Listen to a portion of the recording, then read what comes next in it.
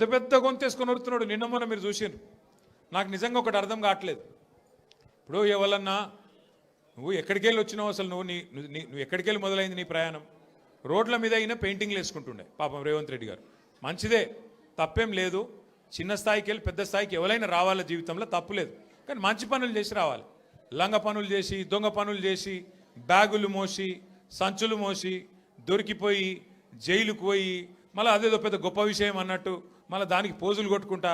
సరే, నీ కిస్మత్ బాగుంది, పేమెంట్ కోటాల ఢిల్లీలో పైసలు ఇచ్చినావు, ముఖ్యమంత్రి పదవి తెచ్చుకున్నావు, అందరికి ఎరికేది. ఇప్పుడు కూడా నెలకు ఢిల్లీ పైసలు పంపుకుంటా పదవి కాపాడుకుంటున్నావు. సంతోషం, నువ్వు కాపాడుకో. కానీ ఆ పదవిలోకి వచ్చినోనికి సంతోషం ఉండాలి, కానీ ఏడిపోయిందిరా నాయన. రోజు మీరు చూడు, టీవీ పెడితే చాలు తిట్ల పురాణం తప్ప ఏముండదు. మీరు గట్టిగా అడిగినారు అనుకో, ఏమాయిరా భయ్ 2500 ఏడు ఉన్నాయని చెప్పి మీరు అడిగినాక ఆడపిల్లలు పోయి మీ గుడ్లు వీకి గోటీలు ఆడుతా అంటాడు. వీడెక్కడ ముఖ్యమంత్రి?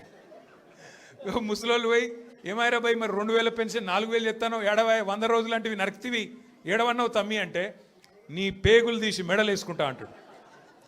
అట్లాగే మన విద్యార్థులు పోయి ఏమయ్యా మరి 2 లక్షల ఉద్యోగాలు అన్నావు, ఏం సంగతి అంటే నీ లాగుల తొండలు ఇడిచిపెడతా. వీడేం ముఖ్యమంత్రి, వీందేం భాష, నాకు అర్థమే కాదు. అరే 2 ఏళ్ళకి వెళ్ళి ఏం చేసినవారు అయ్యా నువ్వు అంటే, లాగుల తొండలు ఇడుస్తా, మెడల బేగులు వేసుకుంటా, గుడ్లు వీకి గోటీలాడతా, నీ అమ్మ నీ అయ్యా గీదా భాష. మాకు రాదా భాష? మాట్లాడమంటావా? హైదరాబాద్లో పెరిగినోని నేను. మాట్లాడమంటే ఉర్దూలా, హిందీలా, తెలుగులా, ఇంగ్లీష్లా పొల్లు తిట్టే తెలివి నాకు కూడా ఉంది. మాకు కూడా వస్తుంది భాష. హైదరాబాద్ గల్లీలలో పెరిగిన నేను. నువ్వేడో ఊరికెళ్ళి వచ్చినావు, సరే రా, పర్వాలేదు, నీ అదృష్టం బాగుంది, ముఖ్యమంత్రి అయినావు, చేయి. రోజు ఏడుచుడు ఎందుకు? మేము ప్రతిపక్షంలో ఉన్నాం, నువ్వు అధికారంలో ఉన్నావు. ఇక అంటారు చూడదు సామెత, కనకపు సింహాసనం మీద శునకం కూర్చోబెట్టినట్టు నిన్ను ఆడ కూర్చోబెట్టిన పాపానికి రోజు అరసుడే. రోజు అరిసి నిన్న మొన్న కొడంగల్లో చూసిన. కొడంగల్లో ఆయన సర్పంచులు గెలిపించుకున్నాడంట. గెలిపించుకుంటే సంతోషంగా బువ్వ పెట్టాలి, 4 మంచి మాటలు చెప్పాలి, ఇవి రాష్ట్రంలో ఉన్న పల్లెలకు ఫలానా చేస్తా, నేను ముఖ్యమంత్రి అని చెప్పాలి. రోజు అరసుడు. నాకైతే డౌట్ వస్తున్నది, ఎంత ఒరులుతున్నాడు, ఎంత అరుస్తున్నాడు అంటే, ఆ గీతమ్మ ఉన్నది ఆయన భార్య, ఆయనకు చెప్తున్నా, ఆమెకు చెప్తున్నా, నేను తల్లి గీతమ్మ జల్దీ కట్టే, లేకపోతే ఆయన ఎవరైనా కరిసినా కరుస్తాడు వీడు. ఎందుకంటే ఇప్పుడు రోజు అరిసి పిచ్చిలేసిపోయేటట్టున్నది, కరిసేటట్టు తయారైంది రోజుకు. నేనేమంటున్నా అంటే, ఏనుగు పోతుంటే మస్తు జంతువులు మొరుగుతుంటాయి, నక్కలు, కుక్కలు. మనం పెద్ద పట్టించుకునే అవసరం లేదు. మనం ఒకటే, కేసీఆర్ లాంటి ఏనుగు ఆయన ఎంత స్థాయి మనుషులు నేను మీకు చెప్పాల్సిన అవసరం లేదు. ఇలా ఆయన తిడుతా ఉన్నాడు తెల్లారలేస్తే. ఒకరోజు ఆయన చచ్చిపోవాలని కోరుకుంటాడు, ఇంకో రోజు ఆయన కాలు ఇరిగింది అంటాడు, ఇంకో రోజు ఇంకేదో అంటాడు. అరే అయ్యా, నువ్వు ముఖ్యమంత్రివి, చెయ్యి. నువ్వు శపథాలు చేస్తున్నావు కదా, కేసీఆర్ను మళ్ళీ లేకుండా చేస్తా, మళ్ళీ రాకుండా చేస్తా అంటున్నావు కదా. నిజంగా నీకు నిజంగానే నీకు సత్తా ఉంటే, నిజంగా నీకు అంత టాలెంట్ ఉంటే చెయ్యి శపథం. 1 కోటి మంది ఆడపిల్లలకు రేపటి నుంచే నెలకు 2,500 రూపాయలు ఇస్తాను, జనవరి 1 నుంచి శపథం చేయి, నేను చూస్తా. తులం బంగారం నేను జనవరి 1 నుంచి ఇస్తాను చెప్పు, శపథం చేయి. చెప్పు 4,000 పెన్షన్ సంక్రాంతికి వెళ్ళి ఇస్తా, 2 ఏళ్ళకి వెళ్ళి తప్పించుక తిరిగినా దొంగను నేను, కానీ ఇప్పుడు ఇస్తా సంక్రాంతికి వెళ్ళని చెప్పు దమ్ముంటే. గా శపథాలు చేయి. వీటితో ఏమవుతుంది? నీ ఉపన్యాసాలు, ఊకదంపుడు డైలాగులు ఏమొచ్చేది ఉన్నది వాటితోని? నోటి తీట తిరుగుతుంది తప్ప ఏం రాదు. మాకు రాదా తిట్టనికి? మాకు కూడా వస్తుంది, కానీ నీకు కాదు. నీ కుర్చీకి గౌరవం ఇచ్చి ఊకుంటున్నాం. కానీ ఒకటి మాత్రం నేను పక్కా చెప్తున్నా, దయచేసి మిమ్మల్ని అందరినీ కూడా కోరుతున్నా, మీరు మాత్రం హైదరాబాద్ జనాలకు మీకు పాదాభివందనం చేసినా, నేను ఏం చేసినా కూడా తక్కువనే నేను. ఎందుకంటే మామూలు విషయం కాదు. హైదరాబాద్ చరిత్రలో ఎన్నడూ వరుసగా 2 సార్లు, ఒకసారి కాదు, కార్పొరేషన్ ఎన్నికల్లో ఎవ్వలతో సంబంధం లేకుండా డైరెక్ట్గా టీఆర్ఎస్ పార్టీని, బీఆర్ఎస్ పార్టీని మీరు గుండెల్లో పెట్టుకొని గెలిపించి మమ్మల్ని మళ్ళీ కార్పొరేషన్ 2వ సారి కూడా మా చేతిలో పెట్టింది. అట్లాగే మొన్న శాసనసభ ఎన్నికల్లో కులం లేదు, మతం లేదు, అన్ని కులాలు, అన్ని మతాలు, హిందువులు, ముస్లింలు, క్రిస్టియన్లు గుండెల్లో పెట్టుకున్నారు గులాబీ జెండాను. 24 సీట్లు హైదరాబాద్లో ఉంటే 1 సీటు కూడా మీరు కాంగ్రెస్కి ఇయ్యలే. ఒక్కటంటే 1 సీటు ఇయ్యలే కాంగ్రెస్కు, నమ్మలే మీరు. అట్లాగే ఒకటే 1 సీటు అడ్డిమారి గుడ్డి దెబ్బలో బీజేపీకి పోయింది, 1 సీటు తప్ప మొత్తం సీట్లు బీఆర్ఎస్కే మీరు అప్పచెప్పిండ్రు. మీకు అందుకే పాదాభివందనం చేసినా తక్కువనే, మీరు చేసిన మరి మేలుకు. నేను మీకు ఒకటే మాట ఇస్తున్నా, శేర్లింగంపల్లి నియోజకవర్గంలో గత 10 సంవత్సరాల్లో కేసీఆర్ గారి నాయకత్వంలో 10,000 కోట్ల రూపాయలతో మనం అభివృద్ధి కార్యక్రమాలు చేసుకున్నాం. ఫ్లైఓవర్లు, అండర్ పాస్లు, మంచినీళ్లు, సీసీ రోడ్లు, మోరీలు చేయగలిగితే మంచి చేసినాం.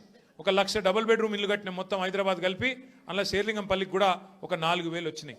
సరే పిండి కొద్ది రొట్టె ఇంకా కూడా చేయాలని ఉండే, ఈసారి చేద్దాం ఇంకా అన్ననే ఒక ఆరాటం ఉండే. కానీ ఇవాళ కాంగ్రెస్కి అధికారం వచ్చింది. ఊర్లలో ఉండే ప్రజలు వీళ్ళు చూపెట్టిన ఆశలకు మోసపోయి వాళ్ళకు ఓట్లేసిండ్రు. ఓట్లేసిన వాళ్ళే ఇవాళ బాధపడి సర్పంచ్ ఎన్నికలు వస్తే మళ్ళా మంచిగా కాంగ్రెస్కు బుద్ధి చెప్పి 40% దాకా సర్పంచులు మనోళ్ళని గెలిపించినారు. రేపు నిజంగా మార్పు అంటే ఒక ఇది మార్పుకు సంకేతం. నిజమైన మార్పు ఊర్లలో స్టార్ట్ అయింది. హైదరాబాద్లో కూడా చాలా అవుతుంది. ఎందుకంటే చూస్తున్నారు అందరూ నిజంగా వీళ్ళతో ఏమైనా అవుతుందా, ఏమైనా చేస్తారా అని. ఒక్కసారి మీరు ఆలోచన చేయండి. ఎట్లున్నది ప్రభుత్వం ఇవాళ. రెవెన్యూ మంత్రి కొడుకేమో గుండగాళ్ళని వేసుకపోయి ఇవాళ భూముల మీద పడ్డాడు, భూములలో పడి కబ్జాలు చేస్తున్నాడు. ఆయన మీద పాపం ఒక ఆయన ఎస్ఐ గారు, ఎస్ఐఓ సిఐ ఆయన ఇన్స్పెక్టర్, ఆయన హబీబుల్లా ఖాన్ ఆయన పేరు. హబీబుల్లా ఖాన్ అని చెప్పి నిజాయితీ గల పోలీస్ ఆఫీసరు రెవెన్యూ మంత్రి కొడుకు దౌర్జన్యం చేస్తుంటే, భూముల కబ్జా చేస్తుంటే ఆయన మీద కేసు పెట్టిండు. కేసు పెడితే ఇప్పుడు ఆ పోలీస్ ఆయన తీసుకుపోయి ఎక్కడో లూప్ లైన్లో వారేసిండ్రు. హబీబుల్లా ఖాన్కు ఇవాళ నిజాయితీగా పనిచేసినందుకు నజరానా ఇచ్చిండ్రు. ఏం నజరానా ఇచ్చిండ్రు? తీసుకుపోయి ట్రాన్స్ఫర్ చేసి ఎక్కడో ఊరవతల వారేసినారు. అట్లే ఇంకో మంత్రి బిడ్డ చెప్తున్నది, తుపాకీ పెట్టినట పారిశ్రామికవేత్తలకు తలకు. ముఖ్యమంత్రి గారు ఇంటెన్క గెస్ట్ హౌస్లో తుపాకీ తలకు పెట్టి పైసలు వసూలు చేస్తున్నారు. ఇక ఇట్లా తయారైంది. ఇక మీ ఎమ్మెల్యే ఉన్నాడు, పేరేమో గాంధీ, చేసే పనులన్నీ గాడిసే పనులు, ఒక్కటి సక్కడి పని లేదు.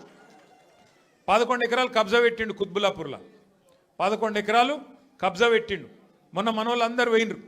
కబ్జా పెట్టి ఇప్పుడు ఆ కబ్జా పెట్టిన భూమి కోసం మీరు గెలిపిస్తే బీఆర్ఎస్ పార్టీలా అందులో పోయి చొరవడ్డాడు. ఎంత గలీజ్ అంటే పరిస్థితి.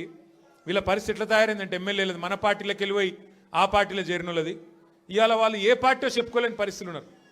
ఏమాయిరాబాయ్ నువ్వు కాంగ్రెస్ పార్టీ బీఆర్ఎస్ పార్టీ అంటే ఎమ్మెల్యేలు స్పీకర్ గారికేమో మేము బీఆర్ఎస్ పార్టీ అని ఉత్తరం రాస్తున్నారు, బయటనేమో కాంగ్రెస్ కండువాలు వేసుకొని తిరుగుతున్నారు.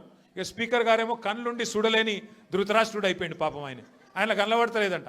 గాంధీ కాంగ్రెస్లో తిరిగేది మీ అందరికీ తెలుసు గల్లీలలో, అని స్పీకర్కు తెలుస్తలేదంట. గాంధీ మంచోడు, చాలా మంచోడు, ఆయన బీఆర్ఎస్ పార్టీలోనే ఉన్నాను అన్నాడు. మరి బీఆర్ఎస్ పార్టీలు ఉంటే ఇలా బీఆర్ఎస్ పార్టీలో అనిల్ రెడ్డి చేరుతుంటే మరి గాంధీ ఏడి ఉండాలి కదా. ఇక్కడ లోకల్ ఎమ్మెల్యే అంటాడు. నిజంగా మన పార్టీలు ఉంటే ఇక్కడ ఉండాలి కదా. ఎట్లుందంటే ఇలా పరిస్థితి. ఇప్పుడు మనుషులలో 2 రకాలు ఉంటారు, అయితే లేడీస్ ఆడోళ్ళు లేదా మొగోళ్ళు. మరి ఇప్పుడు మీ ఎమ్మెల్యే ఆడనా మొగనా మాకైతే అర్థమవుతలేదు. ఏమిటిది ఆయన? ఏ పార్టీ? కాంగ్రెసా బీఆర్ఎసా? చెప్పుకొని గంత భయమైంది. ఏమవుతుంది? ఎక్కువ పదవి పోతే ఎలక్షన్ కోదాంపా. మరి నువ్వు ఇంతపాటు సిపాయి అయితే నీ ఇచ్చా నువ్వే నీ సొంత ఫేస్ వాల్యూ మీద గెలిచుంటే రా శేర్లింగంపల్లికి రా చూసుకుందాం. మళ్ళా వచ్చి రాజీనామా పెట్టి నిలబడు, ఎలక్షన్లో తెలుస్తుంది శేర్లింగంపల్లి జనం కేసీఆర్ దిక్కున్నారని దిక్కున్నారని చెప్తాంపా. ఈ చేతగానోళ్ళు 10 మంది సిగ్గులేనోళ్ళు మీరు గెలిపిస్తే అందులో పోయి జొర్రిను.